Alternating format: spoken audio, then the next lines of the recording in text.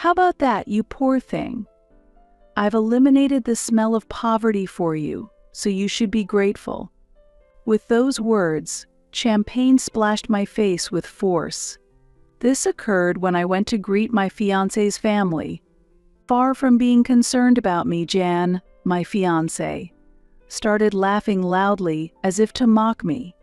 I quickly realized that my carefully styled hair and the clothes I was wearing had all been for naught. In the end, all I felt was emptiness.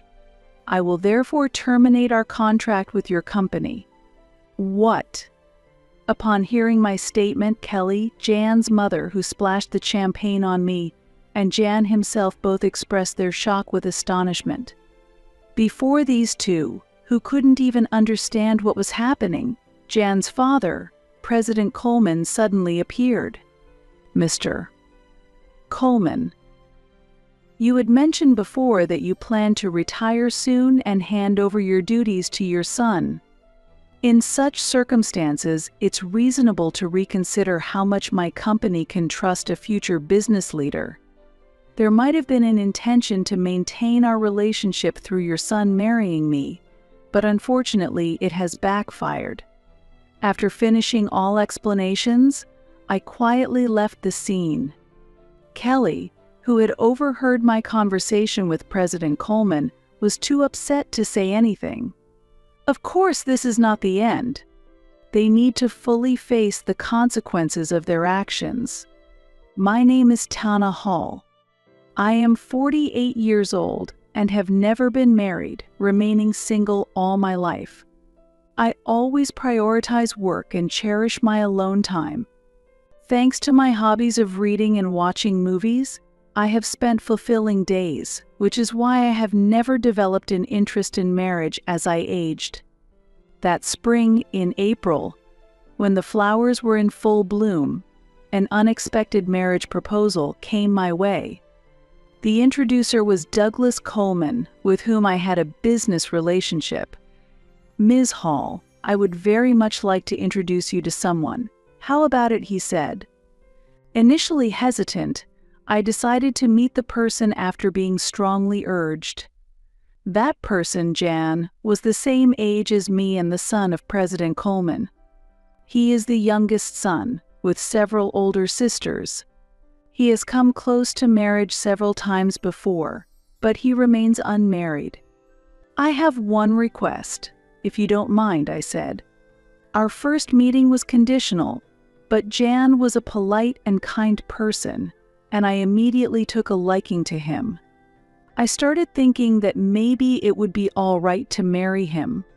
So I suggested that we start dating. Both President Coleman and Jan were pleased with this proposal, and things started off smoothly. However, I could never have imagined that this choice would lead to an unexpected situation later on. 5 weeks into our relationship, on our third date, John said with a smile, "We're already like a couple, aren't we?" Unlike before, Jan wore a casual jacket and appeared relaxed and youthful.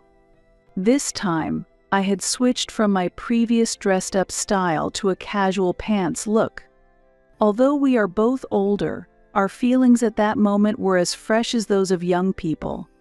However, as the date began, I felt something off about Jan's behavior. He often made comments that seemed condescending. For example, he took me to a slightly upscale restaurant and said proudly, "You wouldn't normally get to come to a place like this, right? It must be unusual for you." I could only respond with an ambiguous smile to his words. In fact, this restaurant is one of my favorites, and I had just visited it with a friend 3 days ago. But it would have been cruel to embarrass him on the spot, so I didn't tell him the truth. A waiter I knew nodded at my signal and pretended to be ignorant. While sitting, I noticed the watch on Jan's wrist. It wasn't a top-of-the-line item, but it was decent. "That's a different watch from before. The color is lovely, and it suits you," I complimented. Embarrassed, Jan took off the watch to show it to me. Mistaking my interest, He seemed to offer it out of kindness. Since I wasn't deeply interested, I briefly checked it and returned it, but he seemed to insist on giving it again. Feel free to take a closer look. It's not often you see something this high-end, right? No need to be shy. My reaction was not so much out of politeness as it was just a lack of interest in men's watches. Though I agreed to take it when he insisted, I felt a bit perplexed. To me, a watch is just an accessory, and I think checking the time on a smartphone is sufficient. So I mentioned his watch casually, just as I might compliment a friend's new decorative item. Many of the older people I work with wear them too, so I actually see them quite often. Thank you for showing it to me. It's nice to have something you like. At that, Jan slightly pouted and surreptitiously followed my belongings with his gaze. What caught his interest was a bag that I am particularly fond of. This bag was specially made for me at a favorite workshop, reflecting the craftsman's skill and my taste, and is very practical. It's a bit pricey, but it seemed cheap to Jan. I was wondering, don't you have a proper bag? Instead, I think you should have something more prestigious. The bag was custom made at an Italian bag store and naturally doesn't have a brand logo. In fact, the craftsman's workshop logo is branded on the bottom of the bag. However, I prefer simple designs above all, so I asked to hide it. It would be difficult for someone not accustomed to women's bags to judge its price just by looking. But I can't help but be puzzled by his consistently superior tone. Sometimes I dismiss it, accepting that he's a sheltered son who doesn't know the world, but the feeling of discomfort doesn't easily go away. At one point, I thought about reconsidering marriage, but since we've only met 3 times, it seemed too hasty to decide on a separation. So, I decided to wait and see how things would unfold. Since then, we have continued dating. Jan does show some immaturity at times, but he is essentially an honest person. He no longer exhibits the unnatural behavior he showed before. No one is perfect from the start. If you have patience and gradually find harmony, love will eventually grow, said an older female celebrity on a show I watched for distraction. I found some truth in those words.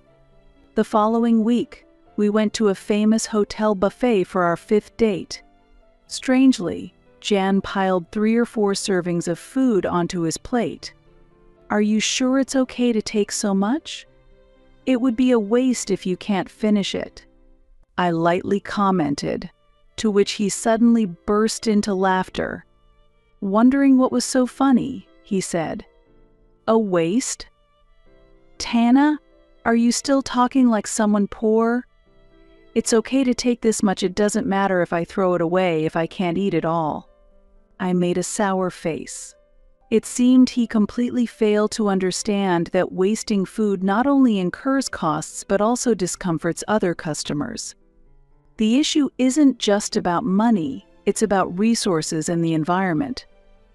Aren't you aware of the concept of food waste? It's also inconsiderate to other customers, and eating disorderly isn't good.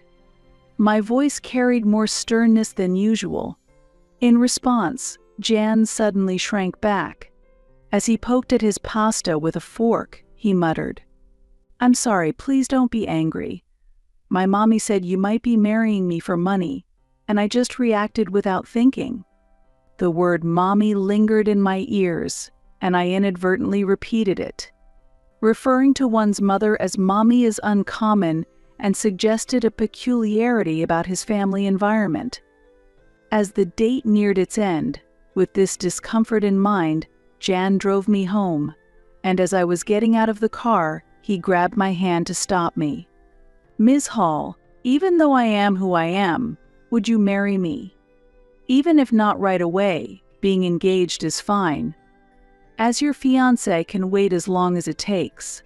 I was taken aback by Jan's sudden forwardness. but soon I began to feel genuine joy from his actions. Although there are many concerning aspects about Jan, his courtship brought pure joy. I considered that the areas he lacks could be improved upon after marriage, nurturing him into a loving husband. 3 months had passed since we met, and I felt it was the right time to move forward. Let's grow together by complementing each other. We both have flaws and differences, so let's talk a lot and resolve them, I said with teary eyes, moved by emotion. However, the moment I agreed to the proposal, Jan once again exhibited problematic behavior. Let's start preparing for married life. First, you should quit your job and take care of the home and learn the housework from my mommy. He began with a smile. My joy vanished, replaced by rising anger. I countered him more strongly than usual. Don't be so presumptuous. If that's your attitude, then marriage is out of the question. Goodbye, I said. Jan was silent, stunned. During that moment, I got out of the car and immediately went back into my house. Though I had decided to distance myself, I reluctantly agreed to meet after receiving a message from Jan over the weekend, insisting on seeing me. The weekend came quickly, and Jan was already waiting at our meeting place when the appointed day arrived. As I approached, Jan stood up quickly and apologized deeply. I'm really sorry about last time. My friends told me to lay down the law, and I took it seriously. They even scolded me for actually thinking it's okay to do that. Jan said, his energy low, which soon began to dissolve my anger. Just a while ago, I felt like clicking my tongue at him, but ultimately I came to terms with it. It's somewhat disappointing, but he is dear to me. Jan is very straightforward, and sometimes it might be hard for him to distinguish between jokes and seriousness. He is easily influenced and somewhat indecisive. But I reminded myself that no one is perfect from the start. Make sure you keep this in mind. We're getting engaged, after all, I said with a wry smile. At those words, Jan looked up suddenly and brightened immediately. After a stormy engagement period, a month had passed. Finally, it was time to formally meet each other's families to announce our marriage. The first visit was to Jan's family home. Although I have had a long association with President Coleman, it was strictly professional, and this was my first time visiting his home, which was nerve-wracking. Jan was as gentle and lovely as usual, but he seemed a bit off since the morning of the visit. I thought he might be nervous, but apparently that wasn't the case. About my mom? He started, and I braced myself, thinking of the potential issues between a daughter-in-law and mother-in-law. However, I believed in his mother, known to be a hard-working woman and the kind-hearted wife of President Coleman. I hoped that if I spoke sincerely she would understand, but I was mistaken. Yikes. The moment I stepped into the room where we were supposed to greet each other, liquid splashed onto my face. My eyes hurt intensely. Further, a strong irritation hit my nose, causing me to cough violently. I immediately panicked.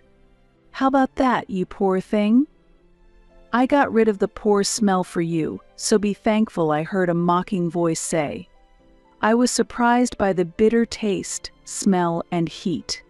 I realized the liquid that entered my mouth was champagne, but I was confused about why I received such treatment. Kelly, what are you doing? President Coleman exclaimed in shock. The situation became clear. Jan's mother and my future mother-in-law, Kelly, had thrown champagne in my face. It seemed the earlier mocking voice was also Kelly's. I remembered how Jan had previously looked down on me as poor. I realized that this attitude might have come from Kelly. Ahaha. What's the matter, Tana? You're all wet. Funny, isn't it? Go mommy, typical of you. Jan laughed loudly. At that moment, I realized that everything up to this point had been in vain. Only emptiness piled up in my heart. I will therefore terminate our contract with your company. What? At my statement, Jan and Kelly both exclaimed in surprise. They hurriedly looked at each other and seemed to be discussing something in whispers. Whether it was about our business dealings or something else, I was not involved as an outsider. I merely speculated about their conversation. At that moment, there was one person who remained quietly. That was President Coleman, who, without a word, looked pale and wide-eyed. I turned to him again, thanked him, and began to speak. First of all, President Coleman, I would like to thank you for your cooperation so far. It must be due to the condition we agreed upon that such an incident did not occur before. Then, when I turned to speak to Kelly and Jan, Kelly looked at President Coleman with a doubtful expression and then stared at me sternly.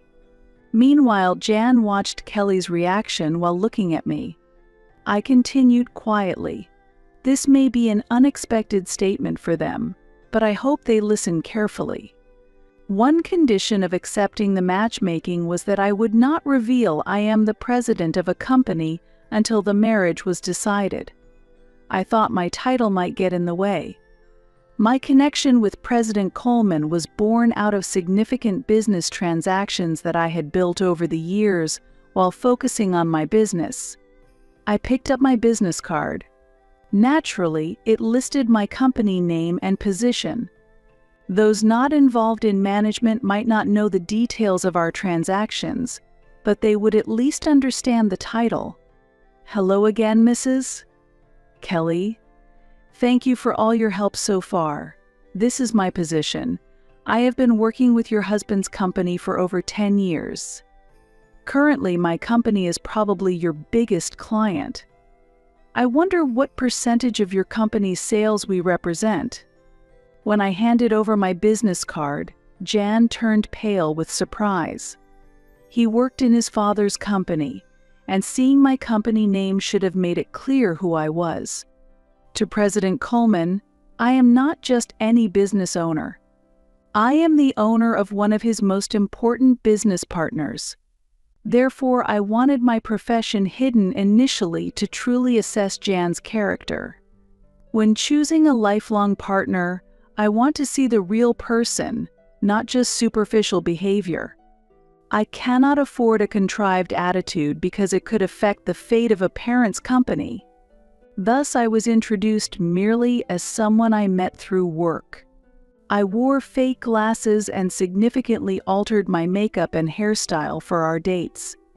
While the disguise served as a temporary amusement, in retrospect, it was a waste of time. I'm sorry, President Coleman, but I must decline this proposal. This concerns marriage, and also, we need to pause our transactions to reassess the situation, I stated, then sat down to face President Coleman. Afterwards, I explained the situation as calmly as possible. President Coleman turned pale upon hearing my words and stuttered, "The transactions are affected? That can't be right," but his reaction seemed forced. I shook my head firmly, indicating that my decision was final. However, wanting him to understand that my decision was not based on a fleeting emotion, I continued in a calm voice. President Coleman, you mentioned before about planning to retire soon and hand over your responsibilities to your son. In such circumstances, it makes sense to reconsider how trustworthy a future business partner can be. There might have been an intention to maintain our relationship through your son marrying me, but unfortunately, it has backfired. Right after graduating from university, I started my own company with some friends. Over 20 years have passed since then, and I have been leading the business as its president throughout that time. As I've mentioned several times, I have built a relationship with President Coleman's company over more than a decade.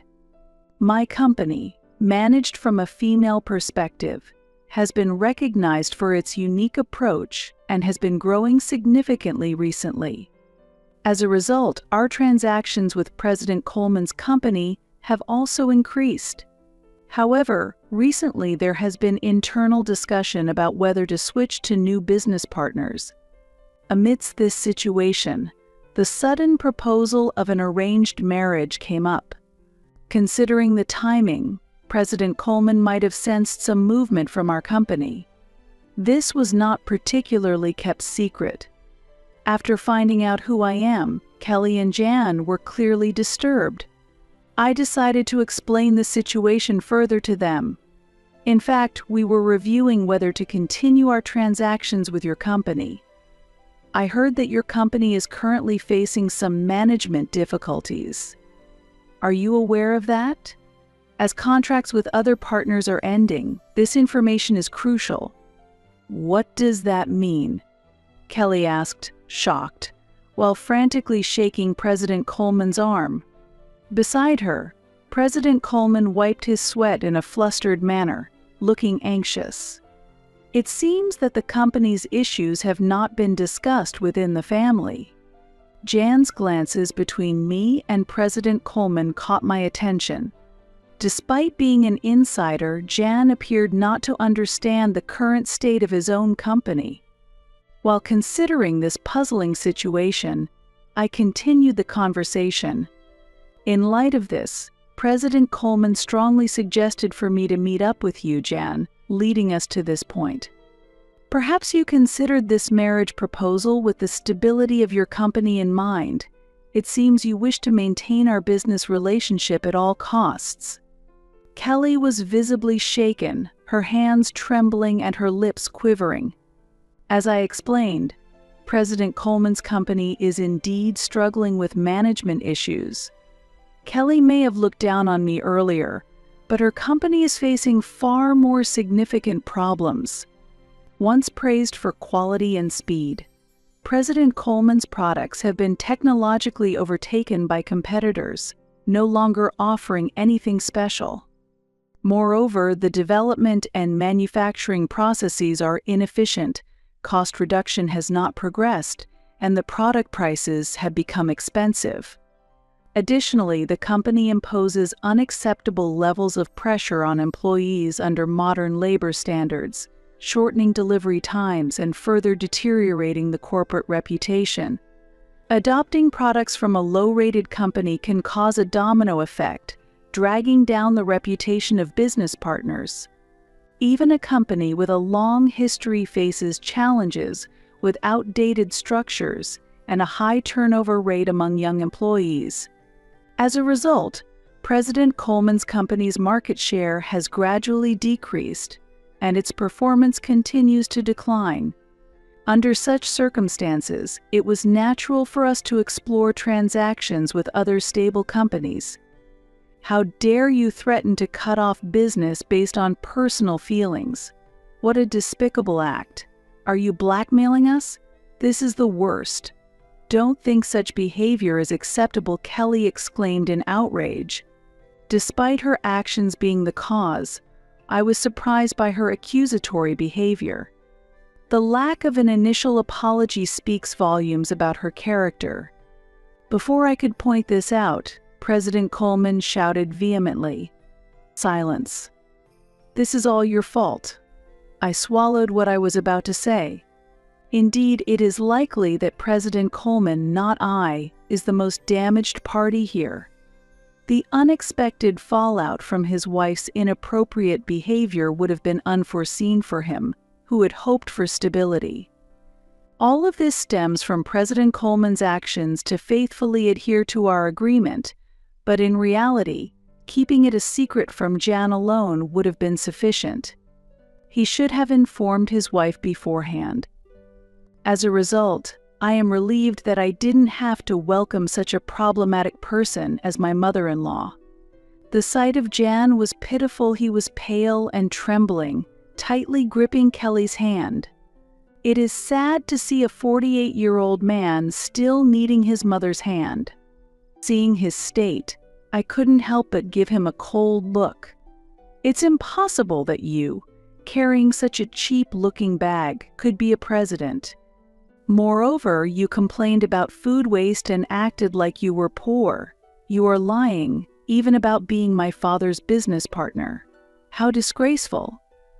Jan vehemently accused me. "He might be trying to blame me, but he is mistaken. I am not interested in branded goods and prefer to use high-quality domestic leather products. Also, my criticism of wasting a large amount of ordered food was not because I am poor, but simply because it is inappropriate behavior. There can be no calculated acting in this. Regarding this bag, it is custom-made from a workshop I frequent. Anyone knowledgeable would recognize its quality immediately, but it seems none of you are interested in the quality of leather. This bag is priced higher than commercial brands." I explained, and suddenly Kelly stared at my shoes and bag with astonishment. Then she quickly averted her gaze, embarrassed. "Clearly, it's a matter of those who know, understand," I continued. "Furthermore, ordering a large amount of food and not being able to finish it is not only wasteful but also disrespectful to the restaurant. It is unreasonable and inappropriate behavior. Moreover, the fact that I am your father's business partner is true. What would it mean if the presidents of the companies doing business with each other did not know one another?" Jan seemed dissatisfied and unconvinced by this discussion. President Coleman frowned at his son's behavior. When we confirmed that we knew each other, Jan looked down without a word. His clinging to Kelly appeared extremely childish and out of place for his age. Faced with his immaturity, I couldn't help feeling how disappointed I was. "If your company abandons us, we will be on the brink of bankruptcy. Please forgive us." President Coleman began to apologize profusely. This clear statement from him seemed to finally make Kelly realize the situation. Realizing the gravity of his actions, Jan turned pale and began to tremble. "Mommy," he said with tears in his eyes, clinging to Kelly in his distress. However, Kelly was unable to respond in any way. Witnessing this scene, I breathed a deep sigh of relief from the bottom of my heart. I deeply regretted ever considering sharing my life with such a person. Thinking that because he was honest, I could correct him and make things better, now seems like a naive thought in retrospect. "I'm so sorry. I'm so sorry." President Coleman repeated his apologies over and over without actually proposing how to address the situation or how to make them reflect. This could easily lead to severing ties on an emotional basis. Therefore, I was forced to make specific remarks about the engagement. "Let's address our engagement.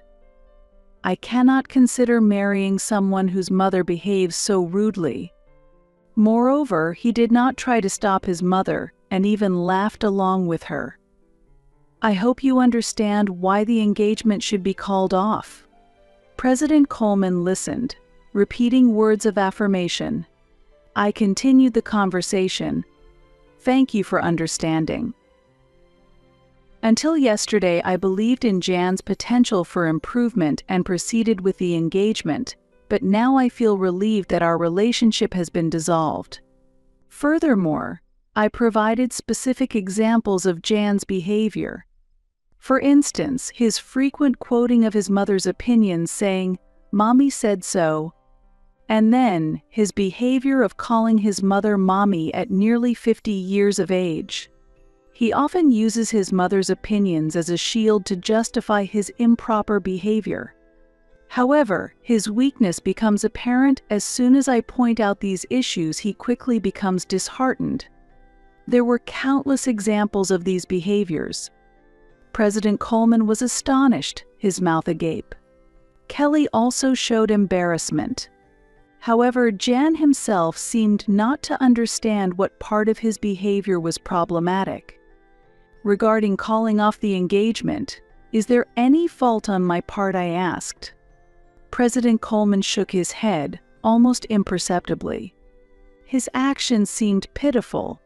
I paused to calm myself and took a deep breath. I will divorce my wife. Jan will also have to move out with her. The company's operations will be taken over by competent staff, so please do not abandon us. Help us. It appeared that my deep breath had made President Coleman anxious, and he suddenly began to declare his intention to divorce Kelly. What? That's not possible. I can't manage my life without this marriage. Kelly cried out in shock. After that, Jan and Kelly both raised their voices at President Coleman. Why didn't you tell us beforehand? I am innocent. Why am I being kicked out? The problem is only with Mommy. I am not involved. Their simultaneous protests stirred up the room. Becoming fed up with everything, I finally let out a real sigh. Well, as you wish. Thank you for your time. I will take my leave now, I said to President Coleman alone and quickly left. I needed to go home and take my high-quality clothes to the dry cleaners right away. Otherwise, the champagne stains would set and render them unwearable. Jan stopped his protest and wept, seemingly accepting the situation. Kelly tried to retort but was silenced by a stern reprimand from President Coleman. However, she still appeared to grit her teeth in dissatisfaction, looking far more determined than her son. 5 months after the unpleasant incident with the 3 members of the Coleman family, as predicted, President Coleman resigned from his position. It was not just a retirement, but a resignation taking responsibility for the deteriorating performance of the company. The main reason for the decline in performance was the termination of the contract with our company. A former subordinate who took over as the new president conducted a comprehensive review of the operations. Breaking away from family management was well received, and external evaluations improved. He was proactive in developing new products, and the results were beginning to show. At this rate, resuming the interrupted transactions might be imminent. Furthermore, President Coleman and Kelly officially divorced. Jan moved out with Kelly as anticipated and started a new life together, but rumors persist of daily conflicts between them. The once close relationship between mother and son might have been based primarily on financial comfort. After being expelled from his father's company, Jan quickly fell into unemployment. Unable to bear Jan's financial dependence, Kelly left him in President Coleman's care and disappeared herself. I heard she now lives alone in an old, low-rent apartment, mourning her fate. Kelly once boasted of her lavish lifestyle, but it seems her behavior actually pushed many people away. Now, she has neither helpers nor friends and has become a lonely figure. About a year after President Coleman's retirement, I had a chance encounter with the former president. When I visited his former company, I unexpectedly ran into him. I am very sorry for the great inconvenience I caused before former President Coleman said. He had generously transferred half of his property to Kelly. However, the main reasons for her financial troubles were Jan's demands and Kelly's continued extravagant spending. Unfortunately, this is nothing but personal responsibility, and sympathy is hard to come by. Former President Coleman initially planned to keep Jan at a distance. However, he was shocked to learn that his nearly 50-year-old son did not even know how to boil water, and eventually, they ended up living together. He seems to be firmly educating Jan, including making various decisions within the household, as Jan had completely depended on Kelly. I feel that I have not properly looked after my son and wife until now. This is the misfortune I created for myself. Although it's late, I am deeply reflecting. I think I also did some wrong things to Kelly. Fortunately, the company did not go bankrupt, and I am relieved. said the retired President Coleman. Now staying at home, he is seriously engaging with Jan for the first time. Jan, facing unprecedented challenges with household chores and part-time jobs despite his age, seems to frequently cry. I can only hope that he becomes a decent person. However, I myself do not wish to have any more dealings with him ever again. 3 years have passed since then, and my company is doing very well. My performance has improved compared to before, and the stock price has also risen. Regarding my personal situation, I am no longer considering marriage. I had already informed my parents when I got engaged, and I explained everything thoroughly when the engagement was dissolved. When I shared the details, they supported my decision to stay single rather than approving my involvement with such a person. As a result, my parents have become even stronger supporters of my dedication to my work. I work actively every day and have taken up new hobbies to lead a more fulfilling life. Although I previously preferred indoor activities, I decided to take up exercising at the gym. Recently, I can visibly see muscles starting to form. My subordinates look at me with admiration, which is quite a ticklish feeling. I always believe that happiness is something you grab for yourself. I seek happiness that I create on my own, not just the happiness that comes from being with someone else. If I were to fall in love again in life, I would prefer it to be towards the end of my life. At life's end, I feel that one can afford to throw everything away for love. However, that's not a concern for now. Currently, my days are fulfilling, and I am happy. My life has just begun, and I continue to strive towards a bright future.